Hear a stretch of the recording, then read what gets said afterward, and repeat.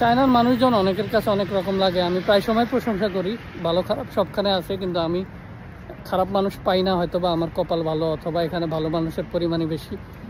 এই যে পিছনের যে বাইকের দোকানটা, এটাতে আমার সাথে যেটা হয়েছে ওইটা বলতেছি।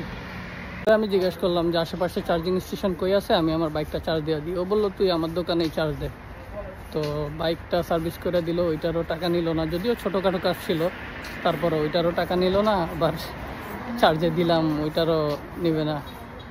মানে এরা আসলে খুব হেল্পফুল, খুব ভালো মানুষ, ভালো লাগে।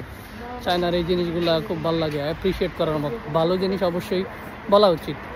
নেগেটিভ দুনিয়ায় সবাই নেগেটিভ জিনিসগুলা বলে, ভালো জিনিসগুলা বলে না। তো আমি চায়নাতে আজকে প্রায় 8-9 মাস হয়ে গেছে, 10 মাস হয়ে গেছে।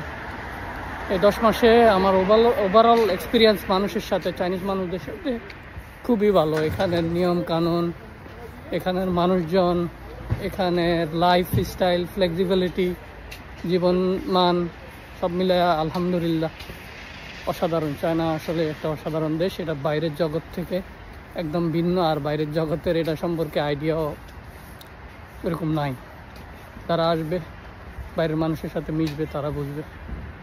তো এই তো ছোটোখাটো একটা গল্প ছিল, শেয়ার করলাম আর কি, আর কিছু না। এখানে হলো আমার বাইকটা চার্জ দিলাম। তারপরে এই দোকানের কথা বলি। এই দোকানে আমি আমার যে বাইকটা ওইটা সার্ভিসে দিয়েছিলাম। তো আমার বাইক নেওয়ার পর এটা দ্বিতীয় সার্ভিসে দিলাম। এর আগেও চায়নাতে নর্মালি অনেক কিছুর কস্ট বেশি পড়ে।